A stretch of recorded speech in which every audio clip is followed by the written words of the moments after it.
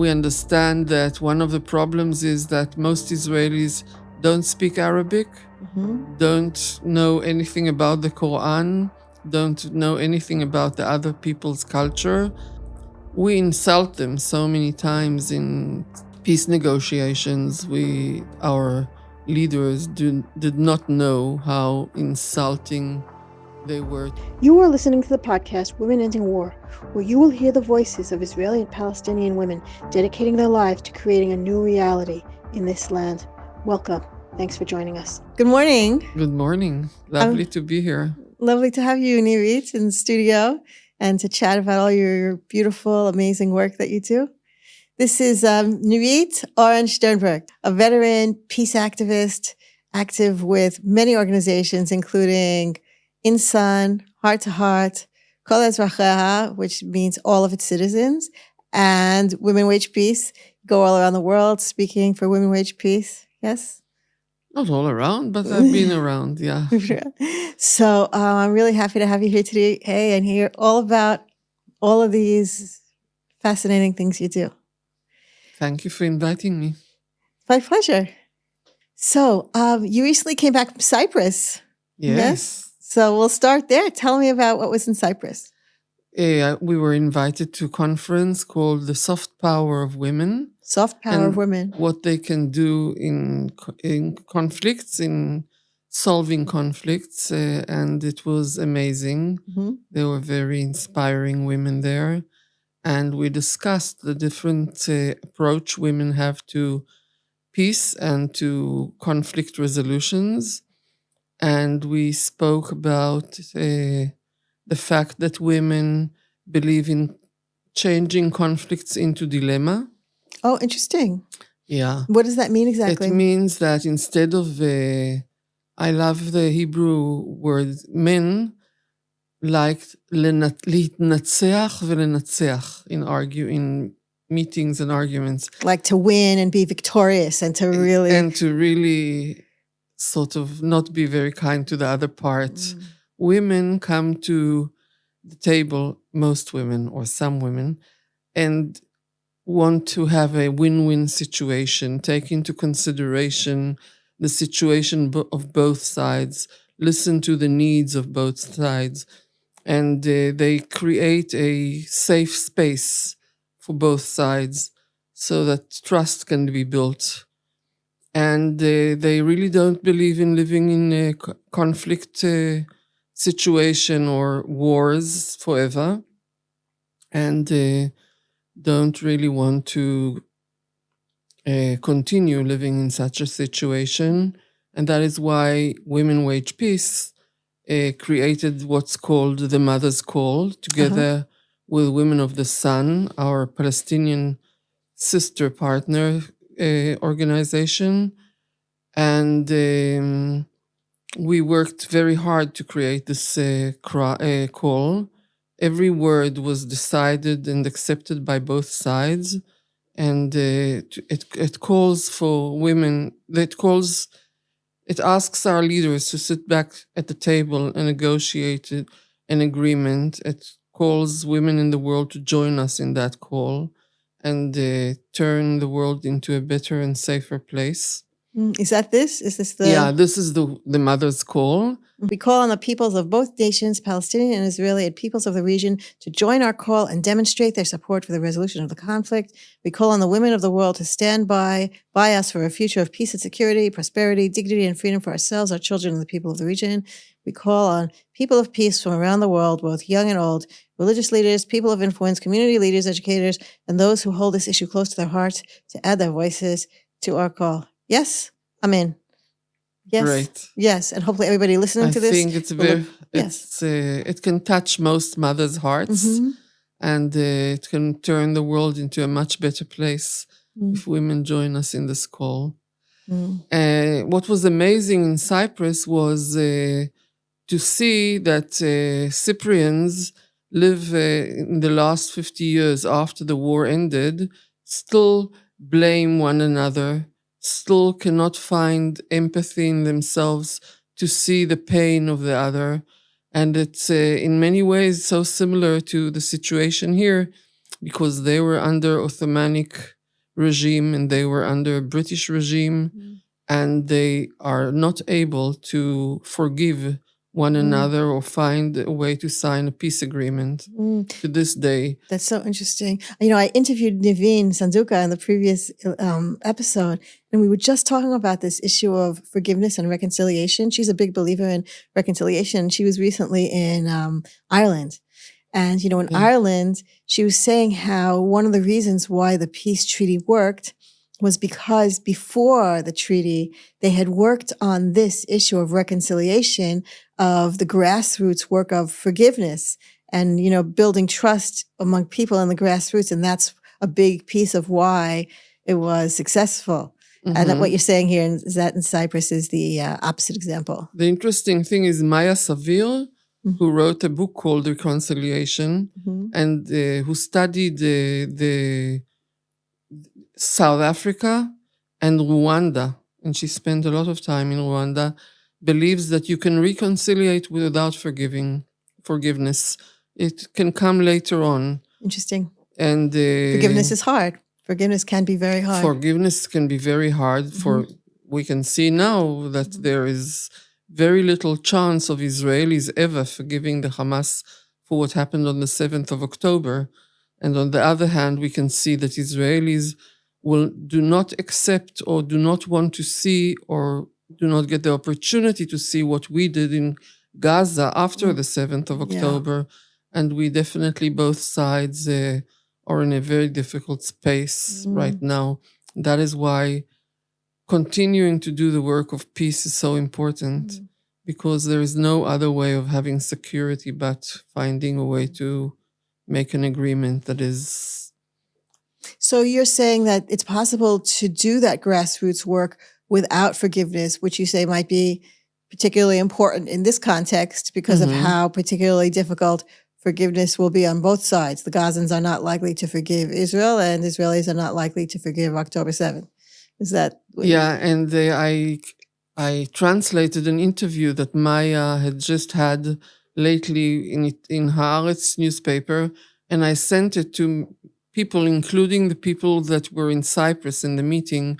And Mariana, the organizer, wrote to me that it was so heartbreaking to understand that every word in that article was exactly how she felt about the situation. She is not able to forgive the Cyprians, the Turks, and the Turks are not able to forgive the Greeks. And we met in the meeting, there was a woman who still does not know where her husband and son are. And she came with her pictures on a, sign, and spoke about how she feels. And it was the day that the Tatzpitaniyot, what's Tatzpitaniyot in English? Yeah, lookouts. The lookouts were released. And after she spoke, I said that my heart goes out to her. And it's really heartbreaking to understand the situation that she's in, not knowing where her husband and son are, where they disappeared to, and living that way for all these years, and not remarrying. By the way, most of the Cyprians did not remarry after they lost their husbands in the war. It was really an eye-opener. Whenever I go to meetings of this sort, I understand that each person, each country, people believe that their conflict is the worst conflict. And then when you listen to other conflicts, you understand that ours is not the worst. It's terrible, but it's not the worst. Rwanda was much worse than the Israeli conflict. The cruelness was devastating. No, there was no comparison. Yeah, people like, no, you don't understand. It's different here, and it's basically not. It's not different in the sense that, it's terrible everywhere. Yes. Yeah, it's terrible everywhere, and women and children pay the highest price, and that's not taken into consideration by whoever rules the countries, and mostly men decide to go to war. Mostly men decide how war will look like. And if you look at the media in Israel, you see that since the war, you can hardly see women on the news or in the on the panels. On the panels, yeah. they are all very militant and quite aggressive, if not more than quite aggressive. Right. And the aggression is like the norm. Yeah, the aggression is like the norm. Aggression is and the it norm. gets worse and worse. And when soldiers come back from war, they are all built up and they have this aggression in them. And you can feel it in the streets. You can feel it on the streets. You can feel it on the roads. You can feel it wherever you go. You feel like they're all alert. Yeah. And I keep talking about this for people, like how you feel it on the road so much when you're driving. People like come up right behind you and they blind you with their blinders and they honk you and then they go around you and all. I keep thinking this has gotten so much worse in this war. And I keep asking, like, are you noticing it too? Because there's no like study about it. This is just like anecdotally. And just you feel it like in stores and at bus stops and in the post office. You feel this like aggression waiting to burst. I once had an experience about a month and a half ago, where I was going shopping and I went to go park my car. And so I'm slowing down because there's a parking spot and I'm just waiting for this person to come out. It was maybe like 20 seconds or 30 seconds, but the guy behind me couldn't wait. And he was honking because I was slowing down, honking. And then finally they pulled out and I pulled in.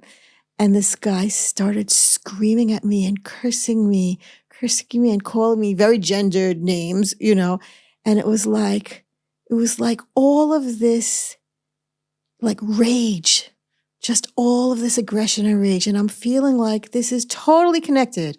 Totally connected to the war that we're in. And also we read yesterday, the Knesset released numbers yesterday, 72,000 soldiers were injured in this war, most of whom are also dealing with PTSD.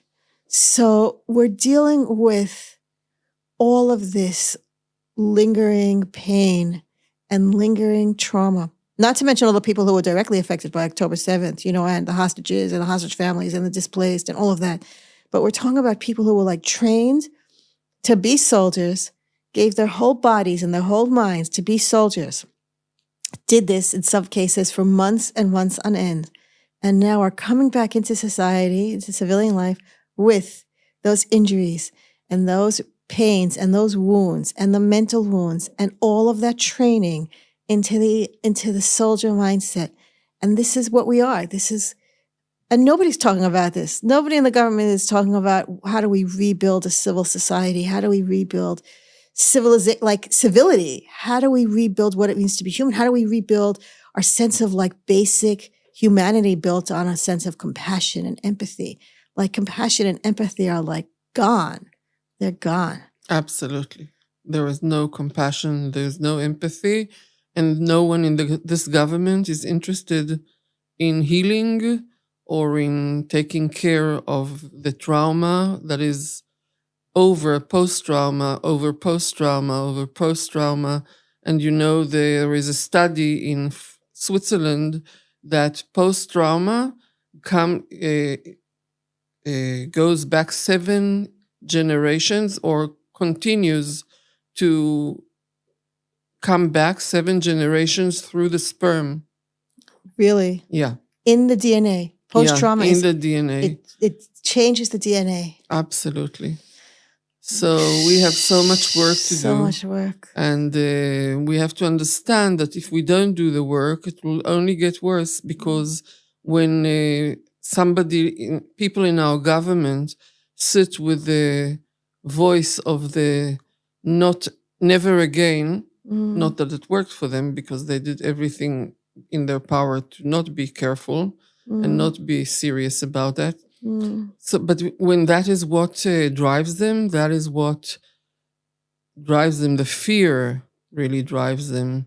They're driven by fear. They're not driven by a deep understanding of what we really need in order to live in a safe place, and what really security really means for human beings, because war doesn't bring security. War just brings more pain and more trauma.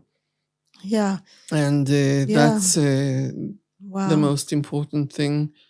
And that is why it's so important to have a party like All Its Citizens, because we believe in changing the situation in Israel. In Israel, we have 22% Palestinians who don't have the same rights as we do, don't have the same opportunities, are not considered equal, and also women are not considered equal in this country, and they don't have a say in governments or anywhere where it can really be influential. And we have to work on that, because we have to change the way society is conducted by ex-military people. Yeah. It's a very militaristic country, and we have to have a country that really works for its citizens, all its citizens, and not only the chosen, so-called the chosen people. So All Its Citizens, Kol Azracha, that was started by Avram Borg. Yeah, Yes. and Professor Azaiza. They and it's a party. It's a political party. It's a political party that's working on finding partners so that we can go to work. We can go to the next election and find our place in parliament, because we can make a change. It takes only a little party to make a big change.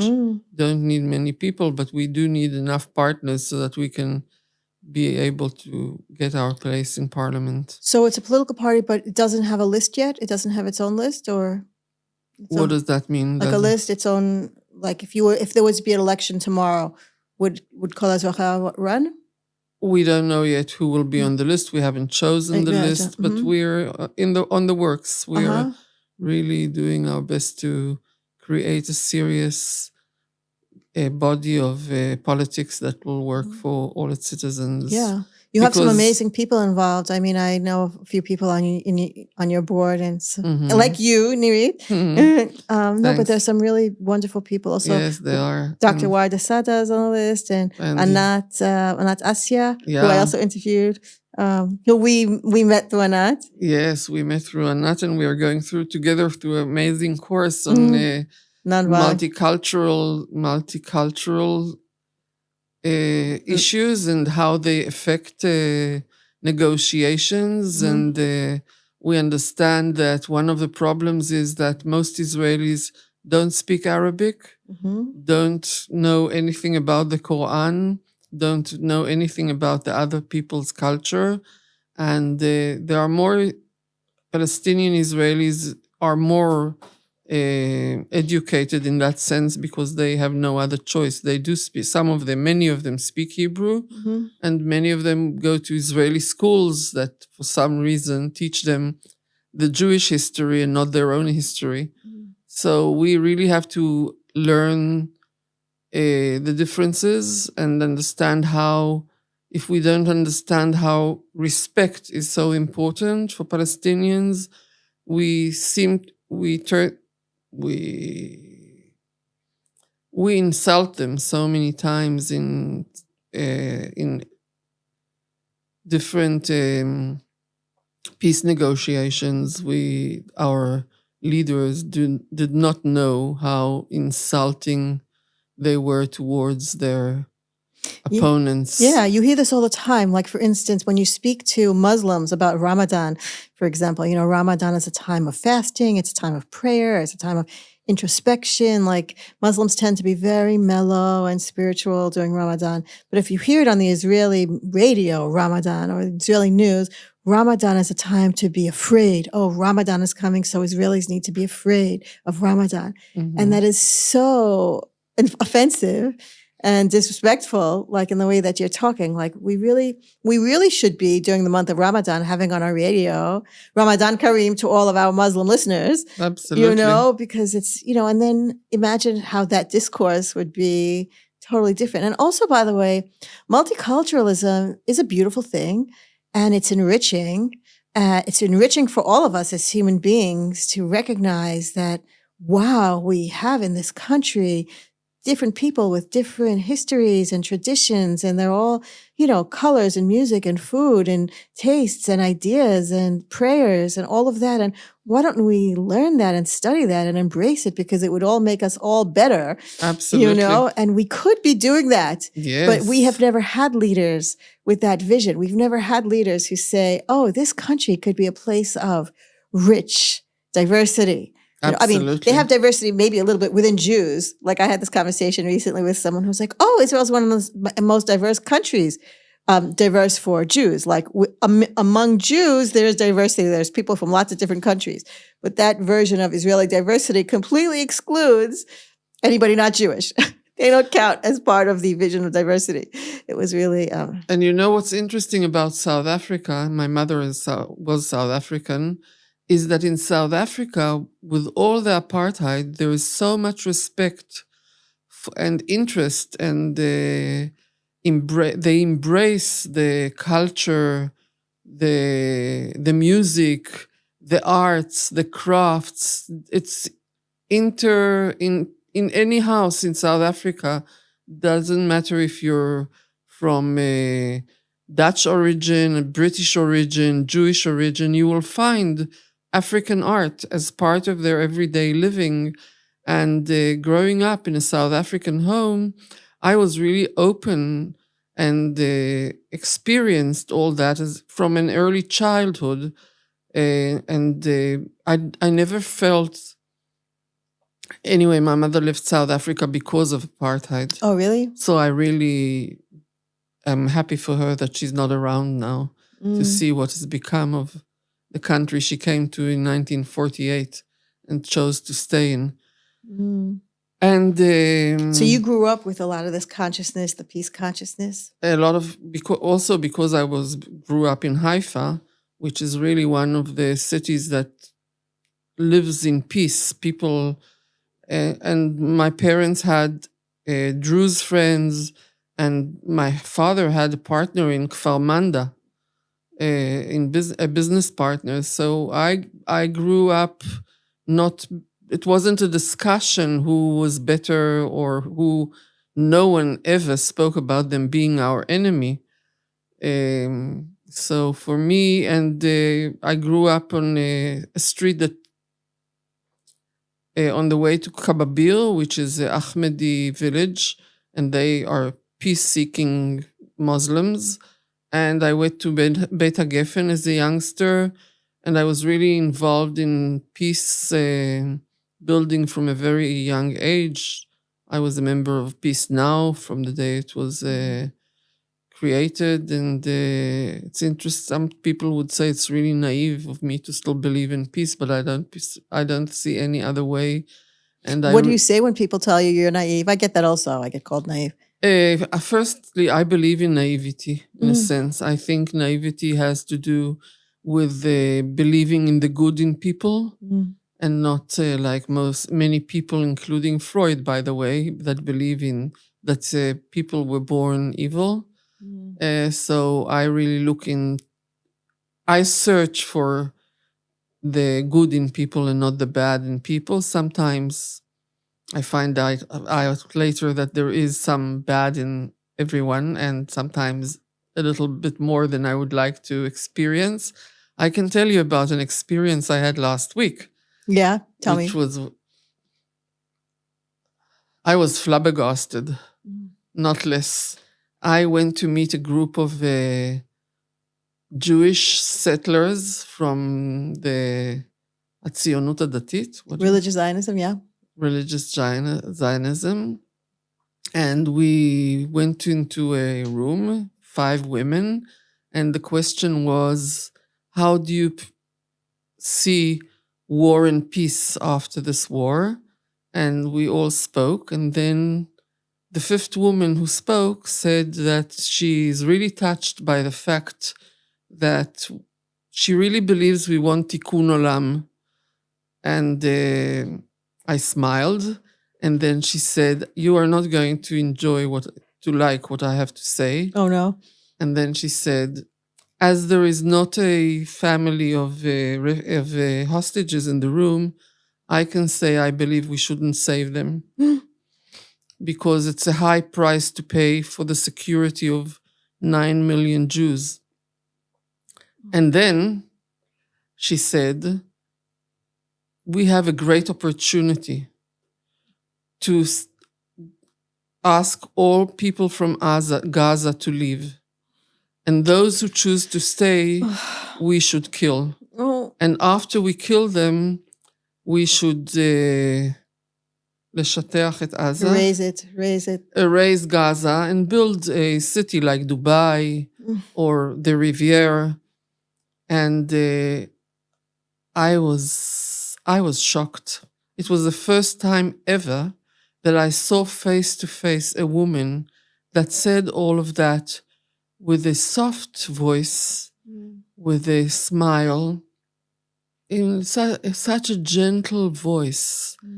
It was so, the dissonance between what she was saying to the way she was saying it, it was horrific. And when I went out of the room, I said to myself, in a normal country, she would be in jail because she's calling for genocide. And it goes without saying, and it was horrific. Wow. I was traumatized. I've been talking about it since then. Every day, half of the day, if not all day. I can't get over it. It was like, I can't believe that this is a woman who believes in God. This is the most unhumane message I've heard in ever. What you're witnessing is what I call indoctrination with a pretty face. Indoctrination with a pretty face. I encountered this in my doctorate. I'm just going to do a little detour just to tell you a minute about my doctorate. I wrote about religious Zionist girls in school. It's in education and gender studies and anthropology. And so I spent a few years in a religious girls' school. And one of the things that I found there was that you have young, beautiful, soft-spoken women with beautiful scarves and earrings, and they're friendly with the girls, very charismatic in that lovely, gentle, quote-unquote feminine way, saying awful things. In the case, my doctorate was about gender, so she was indoctrinating the girls into servitude, into servitude and body cover and a lot of other things. But again, the name of my chapter, it's a chapter in my doctorate called Indoctrination with a Pretty Face, because of what you described, the dissonance. It's just so, you're not ready for it. No. You know who else did something really interesting about this? John Oliver. And so he did one show, every show he dedicates to a different one topic. And so one of his topics was about the settlements and just about the West Bank and about the treatment of Palestinians. And he has this one clip. He brings this clip in that episode of also a young woman, soft-spoken, speaking to a Palestinian guy, right? They have just like taken over a Palestinian land.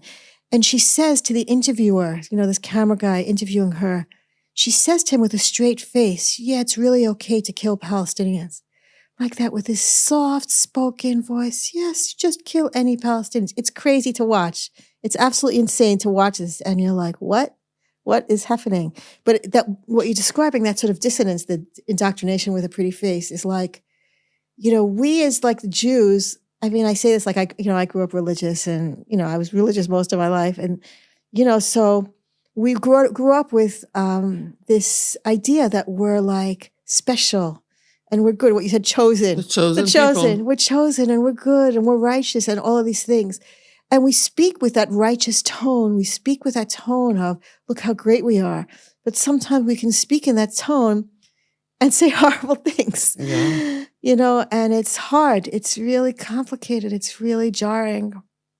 Yeah. And it's really so far from being all a goyim, which is another terrible expression. But what's terrible, the worst part of it is that we don't realize, or some of us do realize and some of us don't realize, is that the Israeli army is turning more and more high-ranked soldiers, generals, I don't know the names of סגני אלופים, אלופי משנה. Yeah, I don't know either. I don't know all those translations. They're general something, They lieutenant come something. from the ציונות הדתית, from the Zionist religious party, and when they call the soldiers to go out to war before they go out to battle, they talk about revenge, and they call about destructing Gaza. Yeah. And there is a person called Yair Nehorai who studies the subject and has meetings. He shows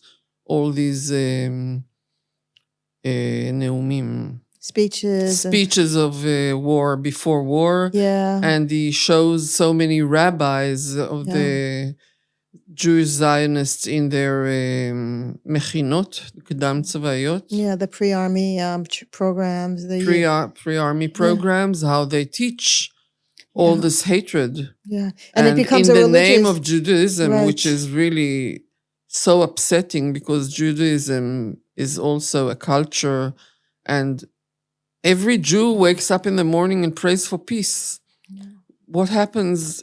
Where is the connection between that prayer and their reality? Yeah.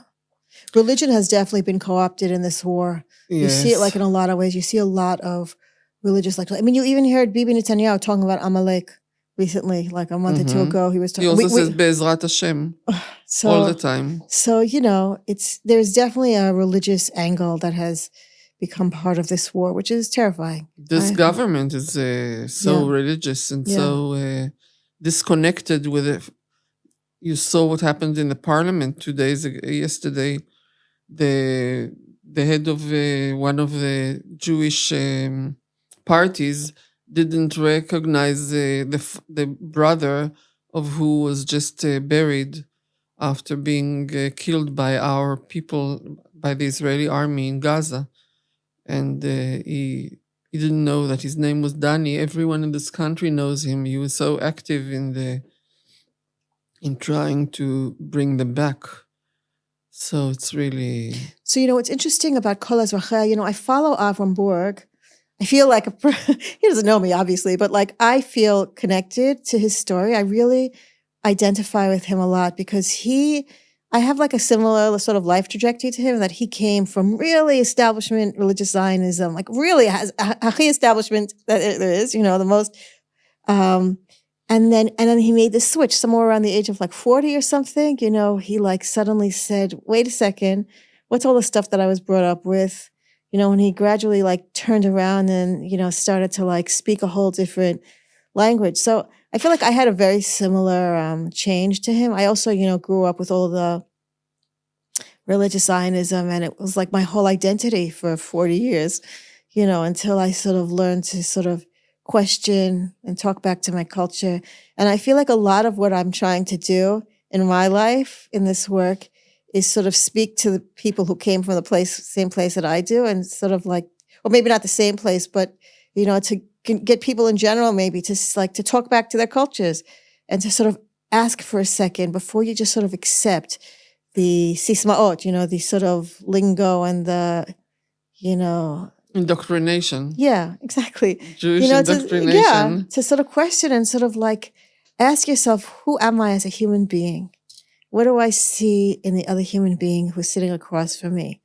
You know, so that's why Kol Ezrachei really speaks to me, because I follow him, I follow Avram Borg, I follow, you know, his messages, and I really relate. Like, I really relate. And I really, I even, the name of your organization, Kol Ezrachei, like all its citizens, it's a radical notion in religious Zionism that every single person who's here has the same rights, has the same humanity, right? We're all like more or less, I mean, we have different languages that we speak, we have different religions, different foods, whatever, but we're all, at our core, all just human beings. I mean, that's like a radical notion for the Jewish state kind of thing. And I really appreciate that. It really speaks to me.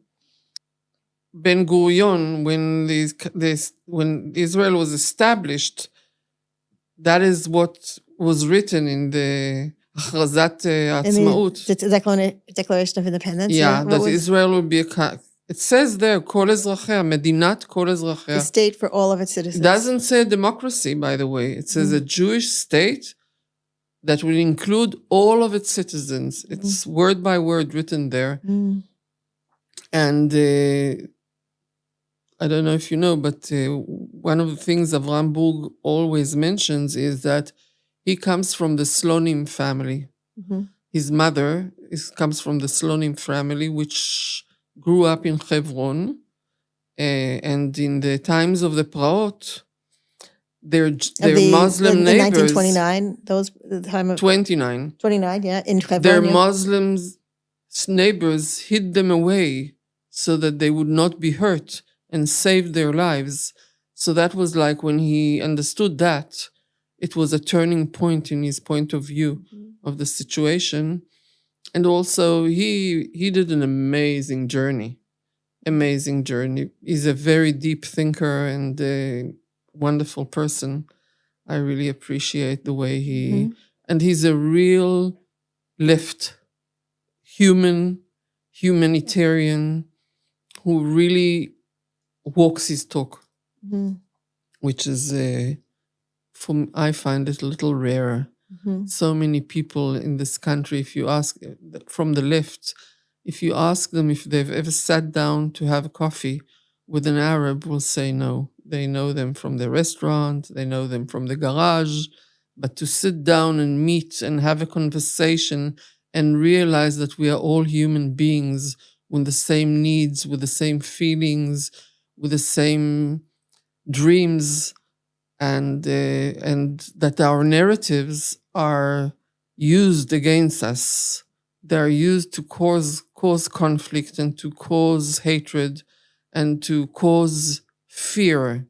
Fear is the most common. The most common feeling among Jews and Palestinians, among Israelis and Palestinians in Palestine. Fear is what drives us to what we are doing, and different parts of the people choose different strategies. And the only strategy that can work, really,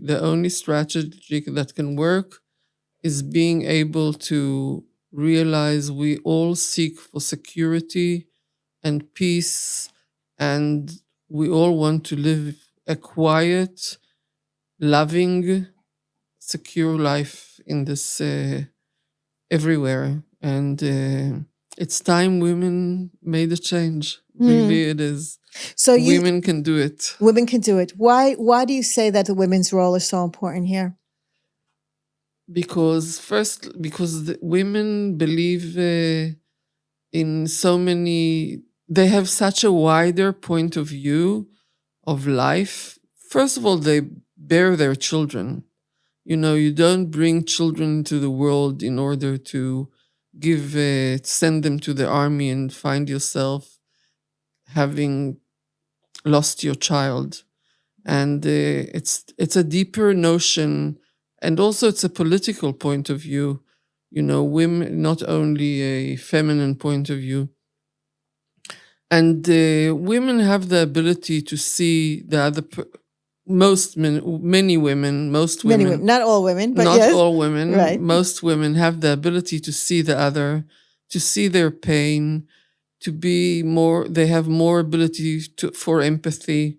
They they have a better connection between the two sides of their brains, and they are able to make connections that are more interesting and more, and they want to take care of their children, their families, their friends, and make sure that they have a reasonable, healthy life.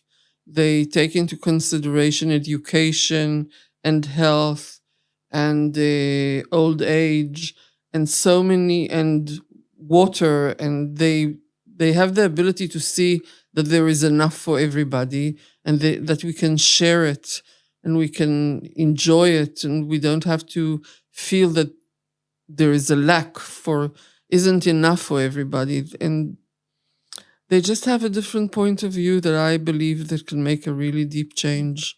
They come to the table wanting to find a win-win situation and wanting to find to have an open dialogue and open mind. And So, Nirit, tell us, what are you working on now? What are your big projects now? my one big project is working with Insan. And What is Insan? Insan is an organization created by Nadia Giol Nadia. and Anat Asya. Mm-hmm. And we want to teach people nonviolent communication. And you're talking about the course that we're doing together. Yes, but we want to... Insan, of course. Insan is Nadia and Anat's... I'm sorry. Okay, let's start this again. Okay, Insan, Anat and Nadia's organization, where we're taking our course in multiculturalism and nonviolent communication. Yeah, yes. We want to be able to teach it at universities, at michlalot. What's michlalot? Colleges. Mm-hmm. We are in contact with Professor Azaiza from the Sakhnin College, and we hope to be able next year to open a course on multicultural and on the narratives and on nonviolent communication, and to integrate nonviolent communication as a tool to be able to talk in a different way about narratives and about multicultural, and maybe write a communal narrative for both people, and not two narratives that are there to create distrust and war. Like what you were saying before, a sort of vision where we all have the same desires and needs, that there's a vision for what we all need. We all need security, and we all need freedom, and we all need justice. We all need all of those things. You know? Absolutely. Like when I interviewed Naveen, this was my second time interviewing Naveen. In our first interview, she talked about how in negotiations, a lot of times you hear that when it turns to needs, right? The whole nonviolent communication thing a lot of times revolves around needs, and you learn to see other. So she said that for the most part, Palestinians say our need is for, first of all, freedom and also justice. Whereas for Jews, Jews/Israelis, a lot of times it's the need for security, right? But that once you see that, and you sort of say, okay, these are your needs, these are our needs, you realize everybody has all of those needs, actually. Absolutely. We all have those needs. Palestinians also need security. Yeah. And safety, personal safety, yeah. Women in Palestine, their worst fear is that their son will turn into a so-called freedom fighter, or what we call, sadly, terrorist, because they're young and they might just join the wrong group of people. They might be arrested. It's really painful to see how worried they are about the situation, the idea that the army can walk into their homes and take a young 13, 11, 12-year-old person and arrest them for painting a Palestinian flag or for throwing a stone.